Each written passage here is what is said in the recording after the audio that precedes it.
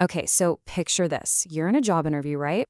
Now, at the same time, imagine a giant cargo ship trying to navigate through a nasty storm. What could those two things possibly have in common? Well, it turns out they both run on a huge, often invisible network of signals, procedures, and, unspoken languages. Today, we're going to pull back that curtain and look at the hidden systems that are secretly running our world. So, let's start with something that I bet feels a little too familiar. You walk out of a job interview and you're thinking, I absolutely crushed that. You had all the right answers, you had the experience, you said everything perfectly. And then you get that email. We've decided to move forward with another candidate. And you're just left wondering, what on earth went wrong? Well, the answer might not be in the words used, but in a totally different language you were speaking without even knowing it. Because when we communicate, it turns out our words are just a tiny, tiny fraction of the actual message we're sending. And this is just fascinating. There's this thing called the 73855 rule, and it basically flips everything we think about interviews on its head. Get this, only 7%, just 7, of what an interviewer actually takes away comes from your words. 38% is your tone of voice, your confidence, and a whopping 55%, that's all body language, your posture, your eye contact, your perfectly crafted answers barely even register. The content creator, Ankur Warikoo, just lays it out perfectly here. Your success really hinges almost completely on these nonverbal signals. It's like there's this hidden language of confidence that's happening completely separate from your resume.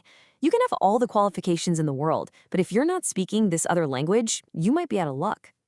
But okay, this idea of a nonverbal system of rules, it's not just for getting a job. The exact same principle, that unspoken signals are there to prevent chaos, scales way, way up. We're talking about some of the most high-stakes environments you can possibly imagine. So let's go from the interview room straight to the open ocean. Welcome to the high seas. Out here, you've got thousands of massive ships that need to communicate with absolute clarity to avoid, catastrophic collisions. And they have to do it from miles away, often without a shared spoken language. So what's the solution? A universal system of visual and audible signals laid out in the U.S. Coast Guard navigation rules. And this language of the sea is incredibly precise. I mean, just look at this definition. This isn't just a description. It's a specific legal status. It could be a ship laying a cable or dredging a channel. By declaring this status, it completely changes the rules of the road for every other ship nearby. But how do you say all that without picking up a radio? You use lights and shapes. These 2 red lights at night or 2 black balls during the day, that's a clear, unmistakable sentence in the language of the sea. It broadcasts one single vital message to everyone else. I am restricted in my ability to maneuver. It is your job to stay away from me. Not a single word needed. And believe me, this is a rich and complex language. A single white light can mean a small boat is at anchor. Certain patterns of whistle blasts signal you're turning or going in reverse. The color, the position, the number of lights and shapes, it all tells a detailed story about what a ship is, what it's doing, and what it's about to do next. It's a hidden system keeping the entire world of shipping safe. Okay, so from the open ocean, we're now going to move to an environment where the rules are even more rigid and where the consequences of one tiny mistake, well, they're almost unthinkable. We're going inside a nuclear power plant. At a place like the Diablo Canyon nuclear power plant, a core principle is something called configuration control. It sounds complicated, but it's a simple idea with huge implications. Every single piece of equipment has a designated state, and it must stay in that state unless you're following a formal, approved procedure. You don't just flip a switch because it looks like the right thing to do. Every single action is governed by a precise set of rules. To make sure this happens, workers use a technique called self-checking. Even for the smallest tasks, before you turn a single valve, you stop. You read the label out loud, you physically touch it, you double-check it's the right one, then you do the action, and then you verify the result.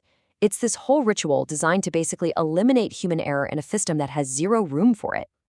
The entire system is also built on a super strict separation of duties. You have the operations team, they run the plant. Then you have the maintenance team, they fix it. An operator can't just go and perform a repair, and a maintenance worker sure can't control the reactor. This division of labor creates firewalls of expertise. It makes sure a mistake in one area can't accidentally spill over into another. And these rules don't just apply to the equipments. Oh no, they are woven right into the fabric of the organization and into the expectations for every single person who walks through those gates. And that's where the Fitness for Duty program comes in. See, it's not enough for the machines to be perfect. The people have to be too. Federal law actually requires the plant to guarantee that every person is physically and mentally sharp enough to do their job without being impaired by anything, whether it's fatigue, stress, or any substance. It's a system that manages the human element with the same level of rigor as the nuclear reactor itself. So, we've seen rules for personal success, for safety at sea, and for nuclear security. Now let's zoom out one last time, to the biggest scale of all, a place where the system of rules has to balance national security with protecting the natural world itself. The U.S. Navy has to train constantly and intensively in the Atlantic. That's just part of the mission.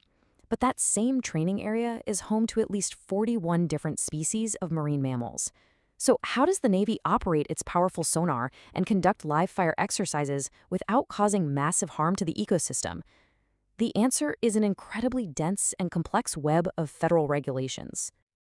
And these rules get so specific. The Marine Mammal Protection Act defines exactly what counts as harm. Take Level B harassment. It's not just about physical injury. It includes any action that disrupts crucial behaviors like migration or feeding. This means the Navy has to build its entire operational plan around avoiding even these subtle kinds of disturbances. And that leads to this whole multi-layered system of trying to reduce their impact. The Navy has to use trained lookouts on their ships. They have to use underwater microphones to listen for whales. They have to create special zones where sonar use is restricted. And they have to slow their ships down in critical habitats. Each one of these rules is a specific piece of a huge, complex puzzle, all designed to let military readiness and marine life somehow coexist. So, what have we really seen here? Whether you're talking about the subtle dance of a job interview or the carefully planned movements of an entire naval fleet, our world is guided by these powerful and often hidden systems of rules and communication. We started small, right? With the unspoken rules of body language in an interview. Then, we scaled up to the universal language of lights that keeps ships safe. From there, we saw how absolute, rigid procedures ensure security in a nuclear plant. And finally, we explored how these dense regulations try to balance national security and environmental protection out on the open ocean. It seems like every specialized field, every high-stakes environment, even just our daily lives, they all have their own unique language. And to be successful, to be safe, just to navigate these worlds, you have to learn to recognize and even speak their hidden languages. So that leaves a question for you.